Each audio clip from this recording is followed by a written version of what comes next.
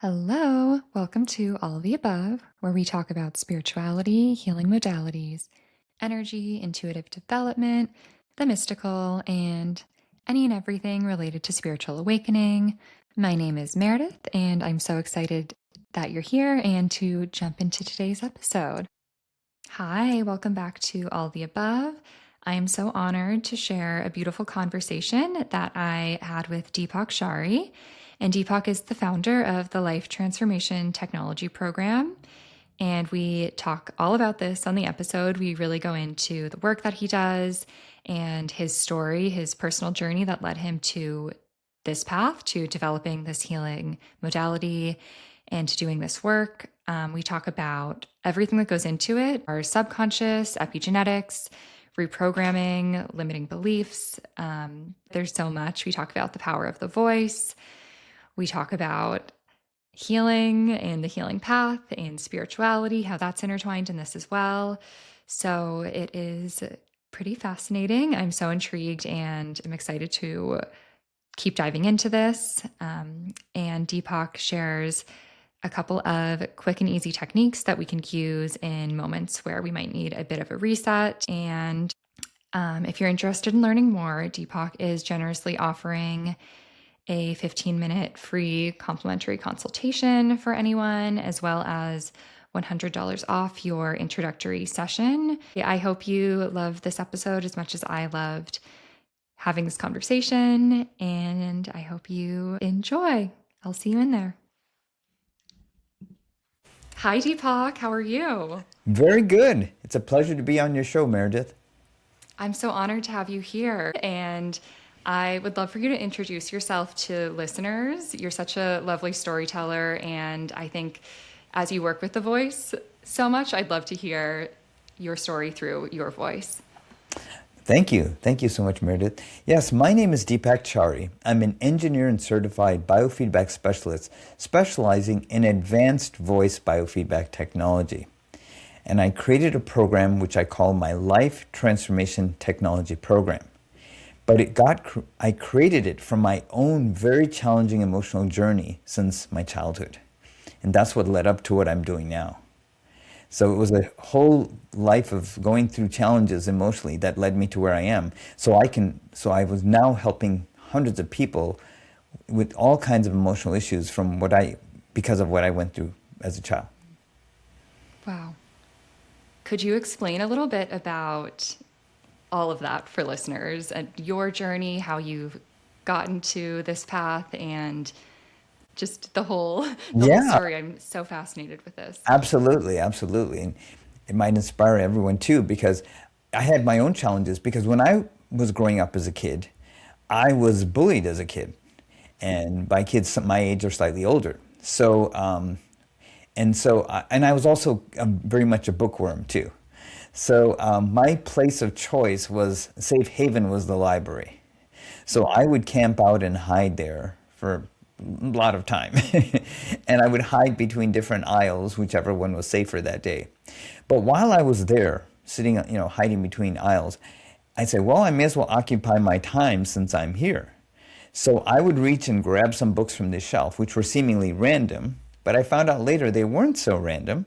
They were on the law of attraction, as well as boosting self-esteem and self-confidence. For example, how to win friends and influence people, think and grow rich, as a man thinketh, and other wonderful law of attraction books by Dr. Joseph Murphy with manifesting. So I was reading all these books and to try to put some positive programming in my head to face my challenging world that I'd have to face, when I left the library. So this pattern I talked about, this bullying pattern, continued through my childhood from probably the age of 8 or 9, all the way through junior high, then high school, and then high school. So then I thought, okay, now that I'm graduating from high school, this will all be done. Because the bullying changed in different forms, from being pushed around to, you don't fit in our group, Deepak. In fact, you don't fit in any group. You're in your own group, So I was kind of alone. I had no friends, nothing. When I graduated, thinking, okay, this will now end, this childish kind of behavior, I still was doing the same kind of thing, meaning I was attracting friends that were mean, narcissistic, cruel, condescending, manipulative, negative. Every book in the gaslighting, every book, every word in the book you can think of. Excuse me. So, and these were my friends. Okay, my classmates, professors, bosses, supervisors, and even relationships. In this case, with women. So I was like, wow, this is changing, but it's a different, still a different form of bullying and negativity. I said, okay, well, you know what? I guess this is my thought at the time. It's better to have these negative people in my life than nobody at all. Now I know that that's not true, but at that time, that's what I thought. So I thought, will this ever end? Okay. So that's phase one. Now I'll connect all the dots of the story. Now, also going back to my childhood, every day I would give my dad his pharmaceutical medications for his high blood pressure and other medical issues he had, because the doctor said this will solve all his issues. So I do that every morning. But then suddenly, at the age of 51, he suddenly died of a massive heart attack. And it was just my sister. I'm the older brother, and my sister. And my sister and I looked at each other and we said, how did this happen? Why did this happen? But then we looked at each other and said, how can we prevent this from happening to anyone else in the future? Then we said, you know what? Maybe we'll form some kind of a center or something that will do a natural form of healing versus this, because this kind of healing didn't work. Okay, so we planned. That was when we were just teenagers. You know, we were both teenagers when he. So this connects to the story. So I decided to become an engineer after my father transitioned because he was an engineer. But my sister had a passion to study medicine, but not the conventional medicine. She studied conventional medicine so she could actually practice functional integrative medicine, which is a natural kind of medicine, like all natural sources. So fast forward, in 1999, my sister and I formed the Chari Center of Health. Chari is our last name, in tribute to our father. We wanted to create a medical center that goes to the root causes versus the symptoms, like my dad had. The symptoms didn't work, and solves issues naturally, no side effects. So my sister started working on one person at a time, but getting amazing results, reversing everything. So then hundreds of people eventually. So I was working as an engineer, improving productivity and efficiency in all these companies I worked in. But then I saw what she was doing, and I go, I would like to heal people too. This seems more exciting than improving productivity and efficiency in these companies. It's great for the CEOs, but I saw when you improve someone's life, and this is kind of a message to everyone, you not only improve your life, but you improve the life of everyone you're with. See, it has a cumulative effect. So I told my sister, I would like to work in the center, that I formed a business partnership with you. She says, Deepak, that's great, but you don't have a medical degree. I said, you're right. Darn, that's right. So guess what? This is how the story connects. I said, well, remember I was stuck in the library for all those countless hours I told everyone? So I said, okay, let me put my intention out there. So Meredith, what I did, I sat down and I said, universe, can you somehow help me in some way to heal people like my sister is? Because I don't have a medical degree, I have an engineering degree. Can you somehow help me do that? And that's literally how I said it. 2 weeks later, those horrible people that were still around me, all these friends, so-called friends, and all mean people all around me, suddenly said to me, Deepak, we don't want to be around you anymore. You don't fit with us anymore. And they all left like suddenly. Because, and so then I thought, I don't have anyone now, okay? But also some friends came up to me and said, Deepak, this guy's going to be speaking in Santa Monica, California, about how your voice reveals everything about your subconscious mind. So that was a manifestation of something I put out there. So I said, oh, wow, this sounds exciting. So I went to the presentation and I heard him speaking. But Meredith, 2 light bulbs went off in my head. The first one said, wait a minute, this is technical. I have a technical background. Maybe this is something I could do at our center. But then a second light bulb went off. Can I maybe clear all this negative programming of attracting bullies in my life, if it's a program? Remember, the Matrix was released around that time too, when we formed our center, 1999. So I went up to him and I said, I would like to apprentice with you. He goes, you know what? I'm only going to take one more person. And that's it. And I was the last one. Because he had some health conditions he didn't tell me about himself. So I got trained, and he ensured that, clearing anxiety and stress and depression, all kinds of different emotional issues in people. And then I said, okay, I got it now. But you know what? I have this engineering degree. Maybe I can use that somehow.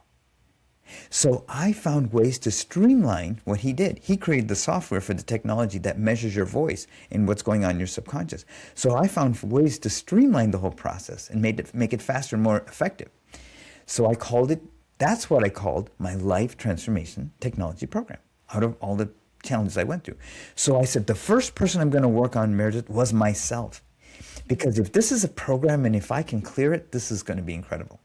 So I worked on myself. I created these emotional voice maps, and it clears the energy, and it shows when it clears, and you feel the relief when it does. So I said, okay, I cleared it. Let's see what happens. All those mean people suddenly, remember I said they left. But then after I cleared it for myself, suddenly the most loving, nurturing people started magically appearing in my life. Caring, compassionate, positive, enthusiastic. And by the way, and this is for your listeners and viewers too, I had no concept of what that even was, to have these wonderful people around me. And why I share this with your listeners and viewers is, even if you don't have a concept of what loving, nurturing, supportive relationship or friendships are, you can have that, because I did it.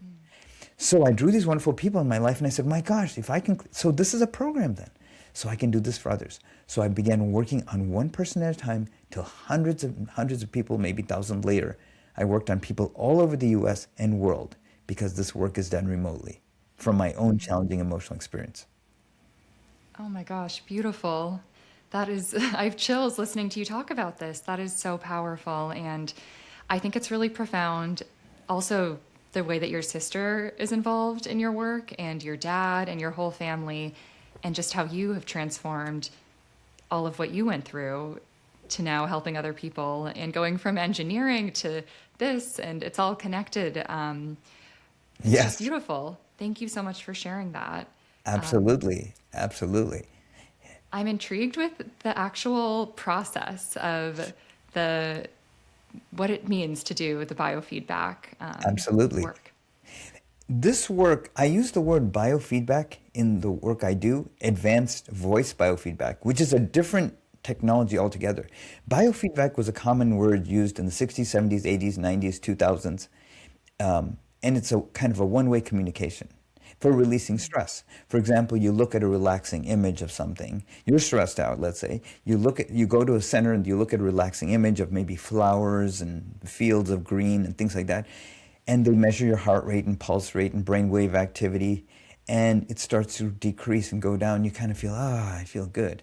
So that's like a one-way communication, right? You're seeing an outside stimulus, and it relaxes you. But then what happens is you leave the office, and then someone suddenly cuts you off when you're going home from that center. Then you go, what kind of a jerk is that?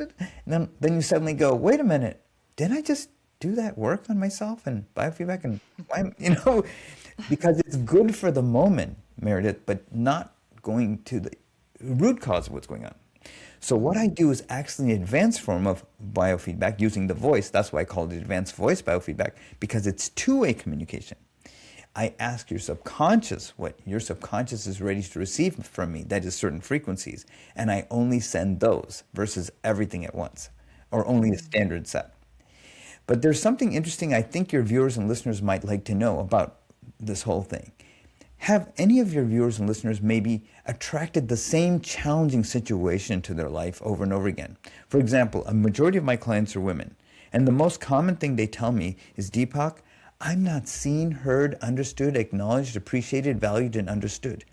And no matter, I may be talking to someone for long periods of time, and they'll go, ma'am, were you saying something to me for the last, I thought you were saying something. She goes, yeah, I was talking to you for the last half hour about my passions in life and all my struggles. And yeah, I thought you were saying something. Could you repeat that again? She's like, So that was the most common thing. And this goes back to the reason I find that happens is certain emotional patterns, and this is the science of this work, squash different notes of our voice from being heard. Okay? So imagine every cell, let's say we have 60 trillion cells in our body. I know people say there's more or less, but we have a lot of them, right? Let's imagine there's a keyboard of 12 keys in every cell, okay, to simplify it for you. So imagine someone's angry about something.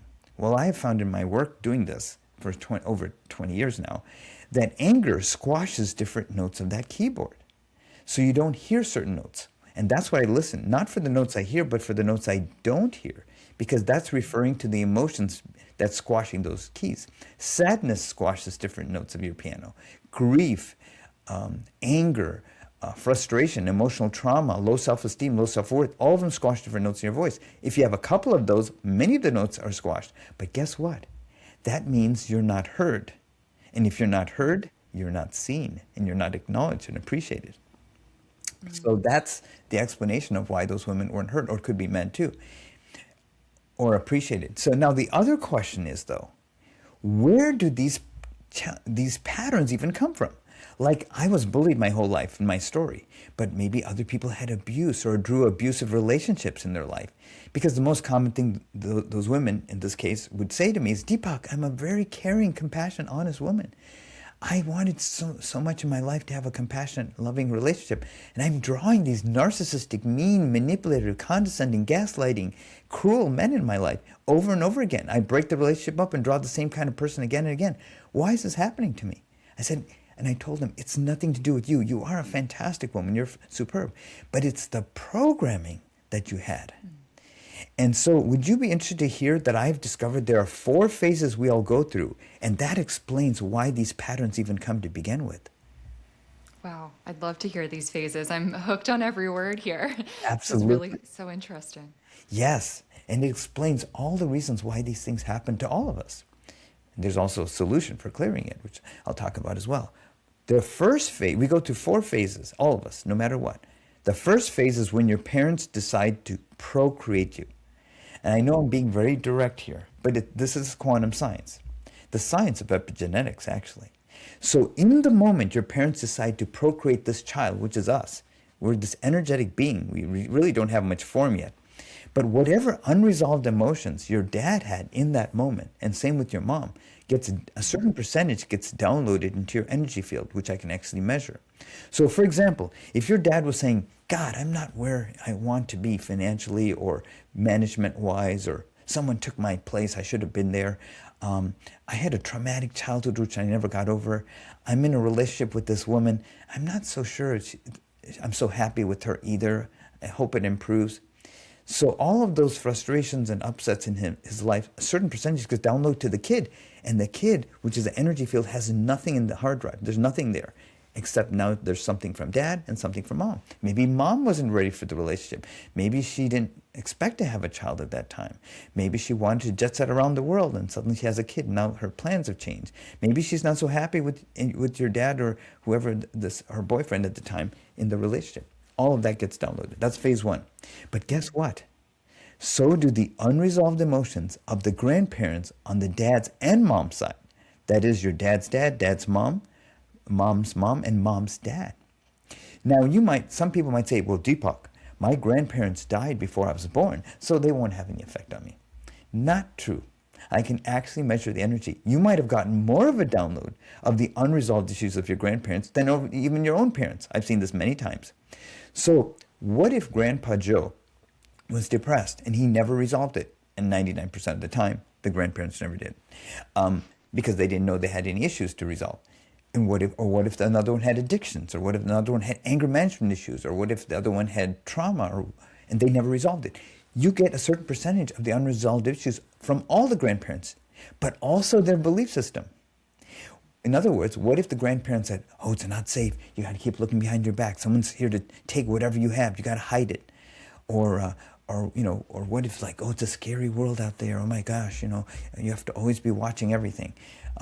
Or gosh, people are always out to take advantage of you, you can't trust anyone.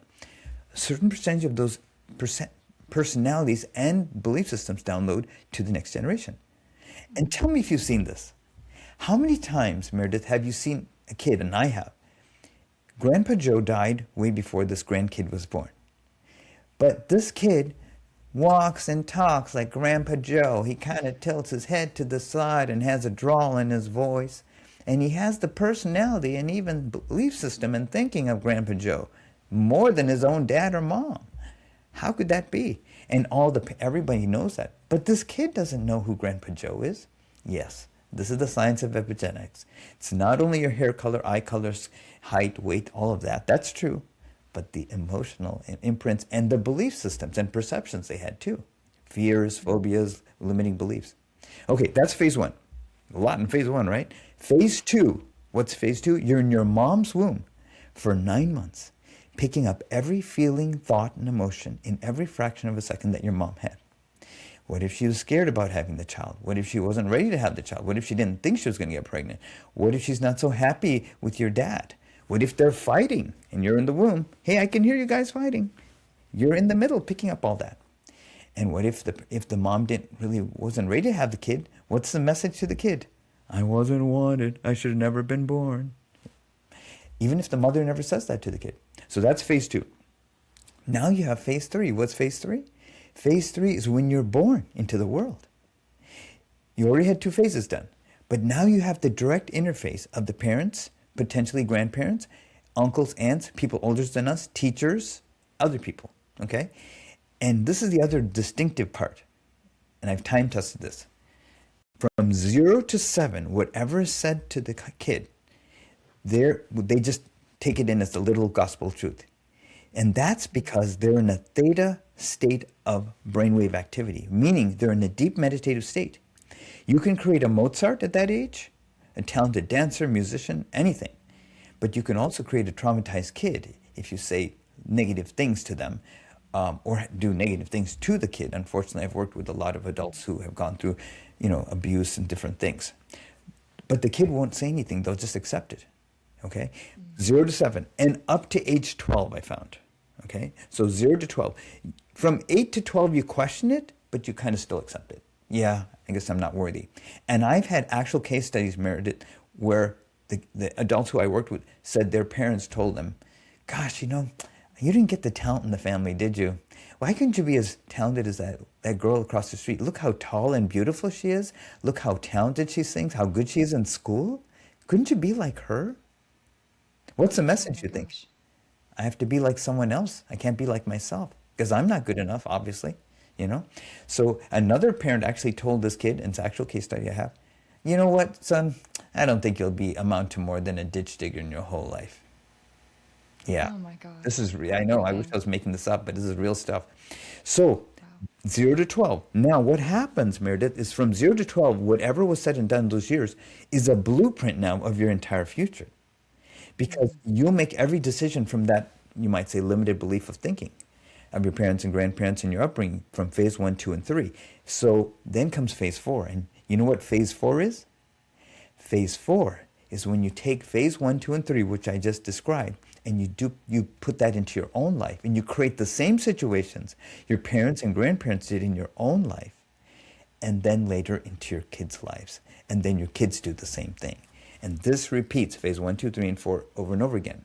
So when I developed this life transformation technology program that I came out of my own challenging emotional upbringing, this program I've created literally is like a rocket ship that keeps repeating, blasts you out of that into a whole new realm of existence where you're creating new patterns, new ways of thinking, which are truly your own in positive ways and drawing wonderful positive things to you on autopilot, even without saying affirmations or anything, because it's changed from the inside out. Oh my gosh, incredible. Wow. Um, that brought up a lot for me. My dad passed away when I was 12, so that just really put me on this path of thinking about how that whole phase of my life can kind of play out in the future and things Yes, connected to that. So it's fascinating to really look at all of this and kind of take it in and um, lots to unpack there for me personally. I'll have to talk to you later about that. absolutely. But it's incredible how I think it's coming online a bit more mainstream now, this awareness that our grandparents, our parents really do impact everything in our lives, even if we haven't met them. So I love that this is something that does feel like it's more mainstream a bit now. But I think Yes. a lot of people still don't understand how to work with that. So it sounds like what you've developed is this method, this kind of way to bring awareness to that, which maybe people already have a bit, but how to actually make change and stop replaying those loops and those stories and those same patterns and cycles. So it feels like such necessary work for everyone to be doing if we want to change, right? Absolutely, because this is what I found. If you don't clear these patterns, they will keep repeating over and over again. What is that famous line? If you do the same thing you always did, you'll get the same thing you always got before, right? Or Hmm. doing the same thing and expecting a different result. How many times have many people have said, wow, I had a tough upbringing, dysfunctional childhood. I will never, if let's say the parents were fighting or angry or mean with the kid, I will make sure I draw a relationship that is nothing like my parents or grandparents. And guess what? The first relationship is like the father, the second relationship is like the mother, the third relationship, or a mix of them actually. And when I do the work, I can actually pinpoint that out. I'll say, oh yeah, your first relationship was like an 80% mix of grandfather's father, 75% of father, 85% of mother's mother, their personalities, that is, mixed in a soup. And you think that's how you look at things, but that's how all of them look at things. And you're saying that's your way of thinking. That is until we clear those imprints, and then it's truly that person's way of thinking. That's the reason why they draw those same things over and over again amidst their hardest efforts. So, because we have two minds, and your viewers may be aware of it, but I'll refresh their memory. We have a conscious mind and a subconscious mind. The conscious mind is like the grocery list we make, which we often sometimes forget to get everything at the store that we write in our grocery list. Our goals, our dreams, things to do. That's our conscious mind. I'm going to accomplish this in my life. But the other 95 to 99% is our subconscious mind. Every sight, smell, sound, taste, touch, and emotion in every fraction of a second since the day we were born is stored in our subconscious mind. It doesn't matter if we consciously remember it or not. The subconscious remembers everything. But the emotions we hold since the time we were born, remember those four phases I talked about, have an energetic charge. So if there's, let's say, abuse or like a lot of trauma, divorce, or, like in your case, what happened with your father, or different kinds of things like that, that we never really emotionally cleared, that has a charge. But that charge projects into the future. And remember, I was in the library reading books on law of attraction. I found out that that energy that projects into the future draws a matching pattern of limiting things in our life too, to match that. And if we don't resolve that, then that piles on from the stuff before and the stuff after that, and then becomes a bigger pile. So imagine this tiny little snowball on the top of a mountain rolling down a hill. By the time it gets to the bottom of the hill, it has so much momentum. You're like, oh my gosh, it's so huge. But it started out as a tiny thing. So that's why it's important to discharge the emotional charge in our cells from especially 0 to 12, especially 0 to 7, because otherwise it just projects and keeps repeating and drawing the same things over and over in our life. Again, amidst the best efforts expectations we have. Oh, I love that.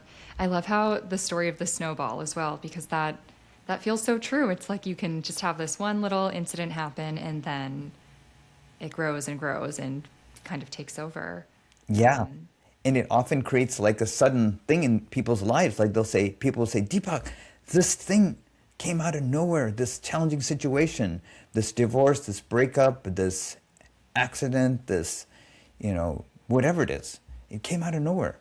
But when I analyzed their voice and looked deeper, I found it actually didn't come from nowhere. It did come from somewhere, which was, I found every time, Meredith, no exception, age 0 to 12, especially 0 to 7, from everyone's childhood. Even if something happened later in life, they'll say, oh no, Deepak, was later in life. I say, yeah, but that only happened because of what happened from 0 to 12. So I always cleared at the root source, because that takes the fire out, the original fire out immediately, so it stops projecting. And in fact, the opposite starts happening. You start drawing wonderful things. Can I share like an inspiring story of... Oh, please. I'd love that. Good. I worked on a lady. She was 90. She had had 65 years of, as she said, talk therapy. But she was still depressed. How many years of therapy she had? 65 years, okay? But she still was depressed after that many years of therapy. So she somehow, amazingly, found out about my work. So she came to me and said, I've been working all my life to clear this depression. That's why I somehow found you. I don't know, can you help me? I said, well, I'm doing it in a totally innovative way than what you've ever done before. We're going in a rocket ship versus a horse and buggy. So I started working with her.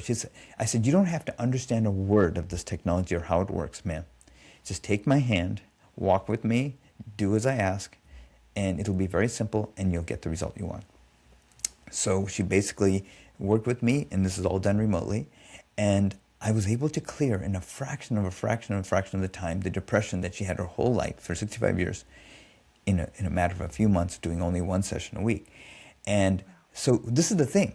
The story is, in her retirement home, she was public enemy number one. Everyone hated her, she said. She had no friends. She had no will to live another day. And everyone was mean to her, including the guys who would help, the guy who would help her out carry groceries and stuff to her car when she had to get different things from the store. They would begrudgingly like, oh, you want me to help you with this? Okay, where do you want me to put it? Like that. Once I started working on her after a handful of sessions, and at least the beginning, suddenly that guy who was so mean to her, he was like, ma'am, can I help you? Right after our session, one of our earlier sessions. Can I help you carry your stuff to your car? Where would you like me to put it in your place? Is there anything else you'd like me to rearrange in your place or help you? Like, he never said any of those things before. And he was like so concerned about her. Anything else? Are you sure? Because I know it's a lot for you to do. She was like, is that the same guy? He looks like the same guy, but did somebody sprinkle dust on his head or something? And another day I kept working on her. There's all these gifts at her door. Wine bottles, cheese, bread. She said, what? She found out the new people going to the retirement home thought she was the main connector for all the entire retirement home. And she was public enemy number one. No, everyone hated her, supposedly. So, and then suddenly she started getting all these wonderful invitations from all these new friends she made. She got invited to all these family reunions, and she's not even a family member, and got to sit at the head table. And then she had so many friends, then she came to me in a follow-up session, and she said, Deepak, everything's going great, but I have a problem. I said, ma'am, what problem do you have? You had no friends, you had no will to live, now you're excited about every day to live. What is the problem? He says, Deepak, I have so many friends now. I can't go to all their reunions and meetings and parties. I'm going to have to say no to half of them. How do I say no? Aww. I said, you know what? No one ever said yes to you, and you never said yes to anyone. I can help you to say no. That is no problem. Oh my gosh. Yeah, yeah. So that was really wonderful, that changing her life. And if I could share another one, this might be inspiring to your viewers too. Another lady was so passionate about life. She loves to do poetry and singing and dancing, and she was an actress as well.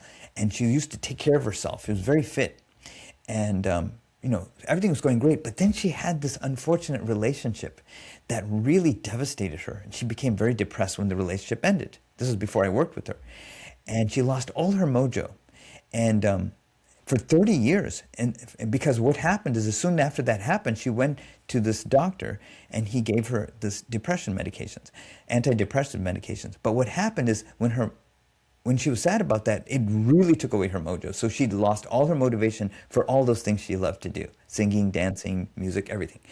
So after 30 years of this, she came to me and she said, Deepak, I found out about you. Can you help me with this? I said, I will do what I always do. So I worked on her. I cleared the limiting imprints, which came back to her childhood. And then I said, just go ahead and see what happens now. And she said, wow, every session I did, she got more and more mojo in her life. And she said, Deepak, I'm inspired to do my singing and dancing and poetry and everything again. Can I go off my depression medications? I said, well, please talk to your doctor. The doctor said, okay, let's lower it by 20%. And then she said, Deepak, I'm still feeling great. Okay, lower it by 50%. And then 75%, then 100%. She was completely off of it, and she was still feeling fantastic the whole time. So then she got her full passion back to do all the things she used to do, and all her, singing, dancing, music, writing, acting. But one of her girlfriends, who hadn't seen her for 30 years, suddenly met up with her, and she said, oh my gosh. And she said, what? I haven't seen you in 30 years. She goes, yeah, I know. But you look exactly the same as when I saw you 30 years ago. Okay, tell me now, who's your plastic surgeon? He did a fantastic job on your face. No, I went to this guy named Deepak. He works with advanced... No. Tell me his name. Come on, you don't have to hide it from me. Look at the job he did on your face, under your eyes. Oh my God, he's amazing. Okay, now why do I tell this story? This is what I also found. I don't talk about this all the time, but when you clear the weight of these emotions, they weigh on us. They weigh on us. They age us prematurely. But what if you go back to a time before you had those limiting, challenging emotions, let's say depression and sadness and grief and anger, then suddenly everything kind of goes back to before things were weighted down, if that makes sense. Oh my gosh, I love that. It's so true. Stress and when we're frowning and scowling and making expressions like that, it does show on your face and your body and the Yeah, extra weight. it may Wow. be almost like reverse aging, maybe. It seems like because she looked the same as she said when you saw her 30 years ago. Because we're going to a time before you had all those challenges, you see, before the emotional charge was there, because it has a weight on us. I'll be working with somebody, and when I start working with them, they didn't realize they're kind of leaning down like this. And I say, and then as I start working with them session by session, they start sitting straight, pulling their shoulders back, feeling confident. And I'll say, did you notice, ma'am, that you've been sitting straighter and straighter since I've been working on you? She'll say, no, Deepak, I always sat like that. I said, no, I saw you from the beginning. You were leaning forward and your head was down because those emotions were lifted. See, subconscious, you don't realize you're doing these things. But the other part I found, Meredith, is when I do this work on people, you will get a voice, I guarantee it, like you've never had in your life. And this goes back to what I said earlier in our interview when I said that, remember those keys that I talk about that are in ourselves, those piano keys? When different emotions squash different piano keys and you don't hear all of them, and that's why people don't hear us. So what I do in this process is I do reverse engineering. I will get those. So imagine these anger and grief is sitting on those piano keys. I reverse engineer it by getting those piano keys to play versus trying to figure out, oh, what emotion is that? I'm not worried about it. So when I get those piano keys to play within every cell, whatever is sitting on those keys cannot coexist in a harmonized environment because it's out of harmony. So then when the piano piece is starting to play again, I get it to play, that emotion sitting on it cannot coexist and leaves their body. Wow. Oh my And, gosh. and I can confirm that because I can hear that note in their voice, and that confirms they've released that emotion. And on their side, they'll feel lighter, happy for no reason. They'll feel like a burden's been taken off. They'll start thinking things in a positive way on their own. So, for example, if they had a challenging situation, they go, God, I was wronged and I was betrayed and I was cheated on. As I start clearing these patterns and get that release, they'll say, you know what? I said, what do you feel about that situation that happened to you? I know it was not nice. And yeah, I was wronged and all those things happened, Deepak. But you know what? I became a stronger person because of that. I'm going to make better decisions. And I deserve much better than that anyway. And I'm going to get the kind of relationship I deserve in my life. And they do. Because, for example, I'll be working on women, for example, in this case, who drew those kind of relationships over and over again. And once I start clearing these patterns, they'll start drawing these wonderful men in their life. And they'll say, Deepak, I've never had these kind of men in my life. Maybe I should go for this. I said, whoa, hang on. Have fun, dance, go out, have a good time, do everything. But just stick with me. We're just starting the journey here. So then a few weeks later, I'll start working on them. And then they'll say, Deepak, oh my God, you won't believe the men are coming in my life now. They're like way better than the first time. I didn't think it could be better than that. I'll say, yeah, because you're releasing more of these patterns. And then finally, it'll get to a place where they said, Deepak, I think this person's my soulmate. Oh my gosh. Yeah. Oh, And it now, sounds like magic. yeah, it actually is kind of like that. It's based on quantum science and technology, but it is. So that's what can happen. But if I didn't intervene in these people's lives, they would have just repeated the same thing over and again and maybe lost hope even altogether. So it really inspires me, and that's what gives me so much passion to do with work with every person, because I know their life will be changed in ways that it never was before. And they will be seen and heard and acknowledged also, I guarantee you, like they've never were before either. Incredible. It sounds so quick to the way that like full life transformation. That's really the only way that I can describe this. I'm curious about how the voice plays a role in this. I'm really drawn to the voice, and am I Yeah. doing like chanting and toning and those sort of practices? And I don't know if that's kind of similar to the work that you do, or if it's more so just going in and doing the rewiring and Chanting and all is wonderful. There's nothing, that's all great. So think of it this way. whatever you say, and you have a wonderful voice, by the way, but whatever you say is a carrier wave of your emotions. Okay? Mm. So here's an example. Let's say someone is giving a lady's giving a presentation on how to improve your life or your relationships and that kind of thing. Okay? She said, I got the formula now. So she's giving it. She's a very positive kind of thing. And then, but what happens is, right before she gives the presentation, her boyfriend suddenly breaks up with her maybe 10 minutes before she does the presentation. And she's going, this is wrong. Why did he do this to me? We had something going on. It should have lasted forever. Oh, ma'am, you have to give a presentation, 10 minutes. Okay, yeah, the show must go on. Okay. So she goes on stage to give the presentation, but she's upset about what just happened here. But she puts a smile on her face and she says, okay, women, this is how you can have a great relationship. But what's happening is on the subconscious level, she has this bitterness and resentment of the person who just broke up with her. So what she's doing when she's speaking, because the voice is a carrier wave, is she's literally emailing her unresolved emotions to the people in the audience. It's going right in their subconscious. They don't necessarily know this, but they kind of go, whoa, like they get a different vibe. Because subconscious is 95% of the whole equation. So even though her presentation might have had a positive message, what was emailed to their subconscious from their voice was something different. And it creates a conflict. You see, like here's an example. I worked on a lady who went through so much mental, emotional, and physical abuse in her life, unfortunately. But she triumphed above it somehow and became a successful businesswoman. So she wanted to inspire women, like, you can do what I did too. You can do this. But when she'd give the presentation for many years to these women, groups of women, the women would be talking during her presentation, especially when she was going over the abuse she went through, and most importantly, how she got through all the challenges and succeeded. And no one stood up or anything. So she came to me and she gave me her PowerPoint.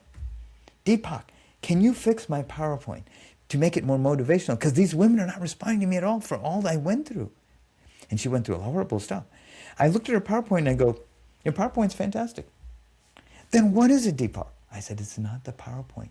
It's your voice. What do you mean? I said, when I listen to your voice, I can barely hear it. Because though you triumphed above those challenging situations, you never actually released the emotional charge from those emotional things. So what happened is your voice was not heard by them. And remember I said earlier in our interview, if you're not heard, you're not seen and you're not acknowledged. That's what happened. So I worked on clearing the emotional charge from her childhood that she triumphed above. And once it was cleared, I said, okay, now I hear your voice beautifully, in perfect harmony. I have an assignment for you. What, Deepak? I want you to give that same verbatim presentation on the PowerPoint, word for word, to that same group of women, essentially. What? That was so humiliating, Deepak. You want me to do that again? I said, yes. Trust me, I verified it. Tell me what happened, so. So she said, okay. So she went and did that verbatim same presentation. And in the beginning, remember, she started talking about the mental, emotional, physical abuse that went on. The women in the group started crying. It never happened before. They were listening. They weren't talking. And when she got to the part, and that's when I triumphed and I made myself successful and became on my own, the audience stood up on their feet and clapped in a thunderous uproar. Never happened her whole life. Soon after I did the session. So she said, Deepak, everyone responded so positively. I said, yes, because you're not the same person anymore. I can see and hear you in your voice, perfect harmony. So you're acknowledged now the way you should be. In fact, that's your true authentic self. That's what I'm liberating in everyone, their true authentic self.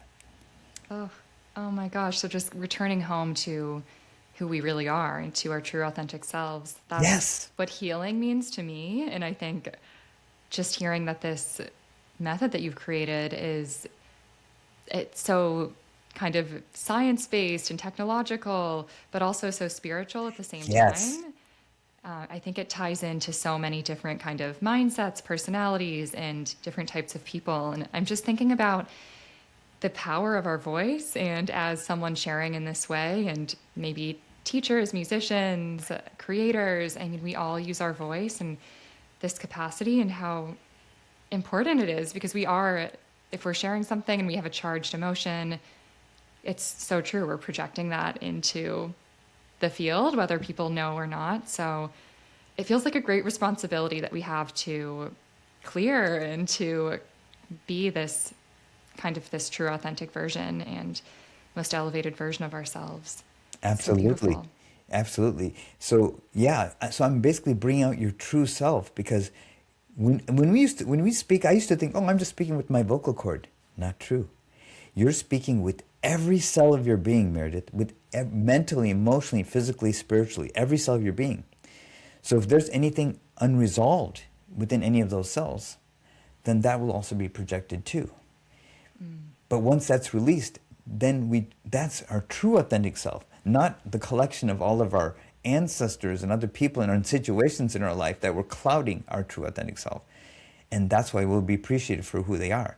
Because I've worked on a lot of actors, authors, speakers, writers, people who are in the public eye speaking. They have their coaches already. But even their coaches are not sometimes able to get the result they want with the person because maybe they had a relationship breakup or something happen in their life suddenly. And then remember, that affects the notes in their voice from being heard. So if they're a singer or a speaker, they're not heard the way they should be, even if they do all the diaphragmatic techniques.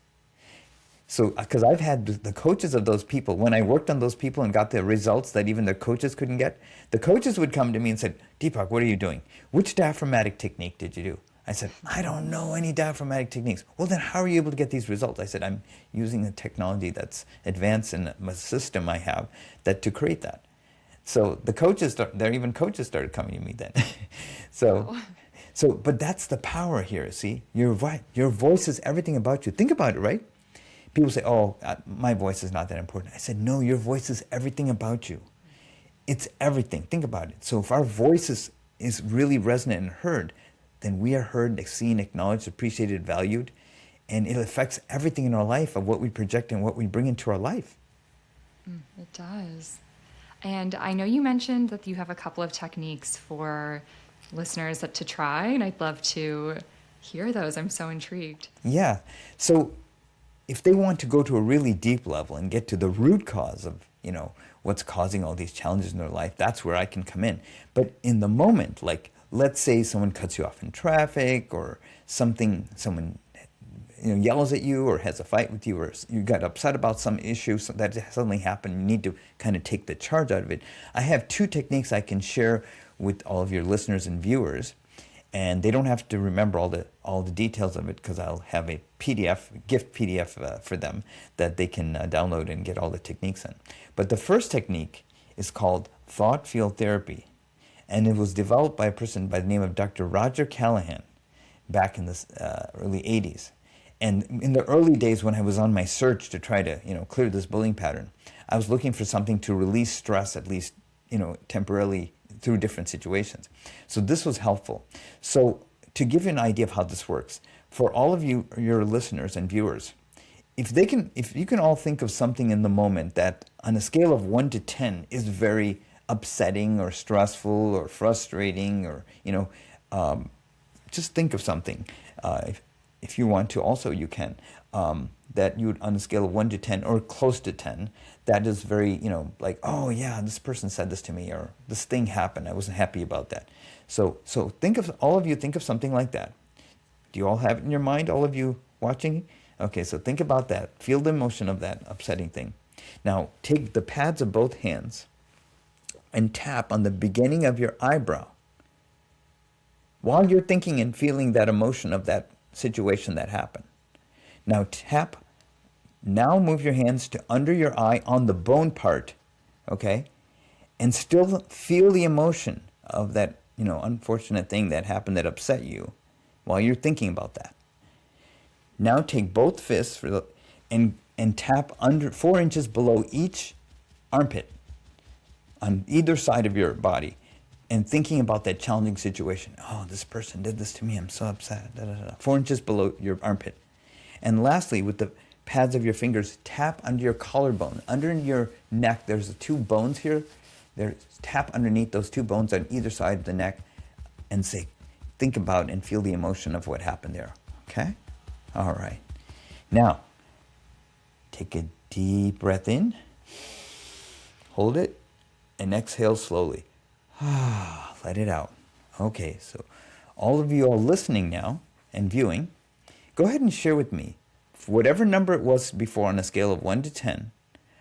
Tell me if that number has dropped. and make a note in front of you of what that number has dropped to. Did you notice that number drop for you too, Meredith?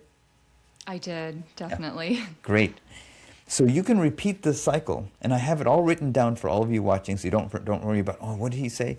It's all written down for you. So this is a gift, and you can repeat that again, and that number will keep dropping. Okay? Oh, thank Now, you. sure. There's a second technique I was also going to offer, like in certain moments, like if you're stressed or anxious about something, and let's say you're like, oh, I don't want to tap in front of everyone and do all that in front of others. There's another thing you can do. So think of another challenging situation, you know, even if it's a little bit challenging, that's fine. And this is what you can do. So all of you think about something else, maybe, oh, I have to get all this work done. How am I going to do it? Or, you know, just something. It doesn't have to be a big thing, but something that makes you anxious. Now I'm going to count, and you can breathe with me as I do this. Okay, so all of you think of that. Okay, now what you're going to do, this is called box breathing. You're going to sit comfortably, relax your shoulders, breathe slowly. And now go ahead and inhale for a count of 4. I'll count. 1, 2, 3, 4. Hold. 1, 2, 3, 4. Exhale. 1, 2, 3, 4. Now hold it out. 1, 2, 3, 4. Okay? So go ahead and inhale again for a count of 4. 1, 2, 3, 4. As you're thinking about this, hold. 1, 2, 3, 4. Exhale. 1, 2, 3, 4. And then hold. 1, 2, 3, 4. And now relax. And you can open your eyes. Oh, Doesn't that it feel feels so better? much better. Yeah. It does. Such a good, quick breathing technique. This is a quick technique you can do. So this is something you can do, and you know, in the moment to kind of diffuse the stress in that moment. So that's definitely there. So if you Thank want, you of so course, much. yeah, absolutely, Those are such good techniques that I feel like listeners can take and do. You can do that while you're driving. You can do that while you're walking around and just absolutely, in the absolutely. moment. Yeah, and you can just do that anytime when you know you can go. They can go through the sheet and go through that, and you can do that anytime. Absolutely. Love that. Okay, just a couple of kind of quick questions Yeah, before we please. wrap up. Of course. I guess this might not be a quick question, but Yeah. I'm curious about how spirituality kind of plays a role in your work and in your story and your life in general. That's a great question. So, you know, I'm an engineer and we're, you know, supposedly left brain, but I happen to be a very right brained engineer. Because, for example, I'd be working with other engineers and there's 3 decisions they could make for the solution to a challenge or problem. And they pick one. And I'd say to them, okay, why did you pick that particular one? Because all the choices were pretty much even. Why did you pick that one? They said, well, based on the data and analysis. I said, well, I looked at the data and it looks about the same. Oh, I know what it was. It was your intuition, wasn't it? Your spiritual intuition. And they say, oh, no, it was analytical and data and company. I said, oh, okay, I know. Okay, you don't want to say anything about it, but I know. A lot of engineers are using their intuition. They don't want to talk about it. Well, I was talking about it. This work I do is 30% technical, but 70% over or more actually from my own intuition, or if you want to call it spiritual. What frequencies do I send in what sequence, in what way? There's countless combinations, but I found optimal ones, and that's for each person because I customize it for each person. So that is definitely the spiritual aspect. And you want me to go even deeper? I love that. Okay. What, Sure. Now, this is kind of deep, but remember I said, so when I work on clearing a person, I first clear the ancestral or emotional imprints that they picked up from their mom and dad.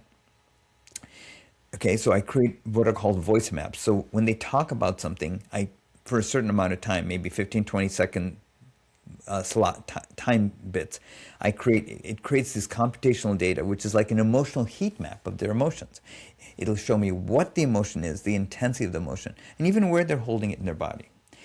And I'll be able to find out the energy of the emotion of the parents, what kind of emotions they had, and that's what the kid picked up on. So I create the voice map of the mom, voice map of the dad, voice map of the grandparents, and all the relationships they've had, both present and before. And I'll be able to show how all the people they drew into their life were actually a certain percentage of all these parents and grandparents. That is the relationships. So when I work on a person, I clear the imprints of their mom, of their dad, of the key childhood events in their life, because that's like my bullying, but it might have been a mental, emotional, physical abuse or whatever it is. I clear those imprints, mean girls, whatever it is, all those challenging situations we've all gone through. And then I clear what's going on in your life at the present time. And then I clear the current and past relationships, the energy and emotions from all those things, because if you don't clear them, they'll project into the future. And lastly, I clear the imprints which you may not have even known that you picked up from your grandparents, even if they died way before you were born. I can actually find where those imprints are and clear them.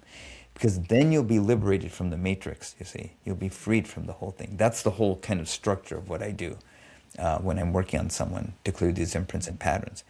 And along the way, as we're doing these different phases, clearing mom and then dad and then later, all along the way, they're going to feel lighter, happier. They're going to feel happy for no reason. They'll draw positive things in their life, like on autopilot, like some of the stories I was sharing with you. And things will just flow in a positive direction. I think Tony Robbins said this statement: it's in your moments of decision that your destiny is shaped. If you're coming from a limiting place, then the decision will lead to a limiting place, and then it'll keep going like that. That's what people call the spiral down. But people don't know that there's a spiral up. Nobody knows that. So if you make a better decision, that leads to a better result, and then that result leads to a better decision, which leads to even better result, and then that creates a spiral up. So that's something else that people are not used to. So yes. So this work is definitely very spiritual, because it can go to the root cause of that. I also found that when you do get to the grandparents, remember I talked about the latter part of it? You're clearing something for them that they couldn't clear in their own lives. So you're, from what I'm seeing, liberating them, but liberating yourself from whatever their patterns are also. And when you liberate them, that comes back to you in such a blessing. And I've seen this with so many, that defies belief for many people when we get to that place, because you're creating something wonderful for them that they couldn't have done in their life. So then it's going to come back to you in a huge way. So that's the spiritual, deeper side that I usually don't talk about. I love that. Thank you. That's so beautiful. I'm visualizing kind of this healing between all of the generations and then coming into the present. And I can so see how the gifts would come from that, from the gratitude of that healing. So Absolutely. thank you for that. Okay, I love how books played a role in your journey early on. I think that's such a sweet story, and how the books kind of literally found you, the law of attraction and all of that. And I'm wondering if you have a favorite book or a recommendation for listeners. There's so many books that I'd read since I was there so long in the library. But I would say As a Man Thinketh. Think and Grow Rich was a great book too. But I would say As a Man Thinketh would be a good starting place, because literally that's literally how you think is, whether you think you're right or think you're wrong, you're right, as Henry Ford said. So, but sometimes we have these ways of thinking that we're like, then you actually have to ask yourself, is that really my way of thinking? And 9 times out of 10, it's not.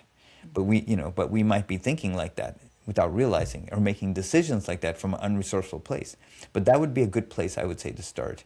But another good book would be The Biology of Belief, which is a great book, which talks about how our belief systems actually can shape our DNA. It's, in other words, Cool. so that's another thing. But our belief is how we feel about ourselves. But but that can be shifted as well by your own thinking. And this work, once it shifts your whole belief system, then all of that shifts too. Your whole immune system gets rejuvenated in the process too, you know. So, yeah, so that definitely. Thank you. And then anything you would go back and tell your younger self, if maybe before you kind of started this journey, when you were in that period of struggle and that cycle, the loop, anything you would want to go back and share? That's a really thoughtful, beautiful question. Um, yeah, I would probably, if I could talk to my child self and go back in time when I was being bullied and, or at least, and going through all those challenging situations, I would, I would go up to my child self and I would hug myself and I'd say, look, look, I know you're scared. I know you think it's hopeless and life is hopeless and that you'll never get out of this situation. But I am you from the future. And I can tell you, you have a very bright future ahead. And you're actually going to change countless lives that you're not realizing now by what you're seemingly going through. But it will make you become a stronger person than you ever were. So I know this seems challenging for you right now, but don't worry. You are going to do amazing things for so many people, and especially yourself. And I also want to tell you what a special child you are. Even if no one ever told you that, you are very special. You mean a lot to me, and I'm here to support you at any time you need. Oh my gosh, so sweet. Thank you. Yeah, I love how you started with the hug, also going I up and with the hug. absolutely. I also, this is just making me think, I think it's so beautiful how you took your struggle, and I think a lot of us do this, but we go through these just rock bottoms, these hardest experiences, but they are what lead us to this path of the healer, of you being the healer now and helping so many people. And I don't know, would we be here if we had not gone through those hard Yeah, challenges and that's right. moments? That's So exactly beautiful. right. Yeah. Yeah. And then one more, just wondering if you have maybe an affirmation or a quote that you're kind of sharing with yourself or you'd like to share with listeners, just something, a favorite saying or anything like that. Yes, there's a wonderful statement by Dr. Wayne Dyer, and he said, when you change the way you look at things, the things you look at change. And that's a really deep statement because when you change the way you look at things, when you change your perception of your reality, the reality actually shifts and changes in your favor. And that you could call that spiritual and very deep because so we, Meredith, are actually walking, talking, creating manifestors. Because we don't realize this, but we are the creators of our own reality. Yeah, just like the movie The Matrix, exactly like that. Remember Neo and Morpheus for all of those of you watching? So that's what I was thinking. Like, can I clear this pattern in me, like this bullying pattern? But we can clear any kind of patterns in us and be our true, authentic self. Remember how Neo became like a superhero from not really believing in himself and insecure? So same kind of thing. So yeah, so when you change your reality of how you see your world, like Dr. Wayne Dyer said, your whole reality changes and everything that comes back to you. Oh, that is such a good quote, and that's such a beautiful way to close here. I feel like I have so much more to talk about with you and want to dive into your work more. But for listeners out there who are also wanting to go deeper on this, wanting to work with you, wanting to experience life transformation and your life transformation program, they can find you. If anyone wants to find out about my work, I offer a complimentary 15-minute consult with me, no obligations, where they can share all the challenges going on in their life, and I will be able to create a customized program unique for them that will clear those patterns and lead them to the life that they always dreamed and desired. So they can go to my website, which is fastanxietyhelp.com. So FASTANXIETY help, HELP.com. If they go to that website, then you can sign up for a 15-minute consult with me. Of course, read about my work. But most importantly, I also ask you to click on the testimonials tab after you sign up for a complimentary consult so you can see how so many people have benefited. And you might be able to connect with some of those people and what they went through. And then we can talk by Zoom or by phone, whichever you like, no obligation. And this way you can share what the challenges are going on in your life. So that's what I recommend. Beautiful. And I love that that's your URL. Fast Anxiety Help is so easy, so quick. And I feel like anxiety is such, we didn't get to talk about this, but is an epidemic truly, and stress. And It is. so we need all the help we can get. So I am so grateful for your time here and for everything that you've shared. I feel like your work is so needed, and just thank you for doing what you're doing and for changing lives and helping people to transform and just make the world a better place. Thank you so much. Thank you, Meredith. This was a beautiful conversation, and I will link in the show notes all of your information for where people can find you, your website, the link to the PDF that you mentioned. And yes, if anyone is interested in a session with Deepak, it will all be there for you to connect with him and book that consultation complimentary. So yes. Okay. Thank you so much, Deepak. This was such an honor to have you here. I'm so grateful for your time and your energy and your light and just Thank you. really all that you're doing in the world. Thank you. Oh, it's my pleasure. It's my pleasure, Meredith. Thank you so much for joining me on today's episode of All the Above. I hope you found some wisdom, insights, remembrances within yourself, and I hope you remember how beautiful and divine you are, and that you have so much to offer and bring to this world. And your gifts are so needed. You're so needed exactly as you are. And with that, if I haven't said it yet, I want to send you so much love and light. And thank you so, so much for being here. I hope you have the most magical day, and I will see you soon. Bye.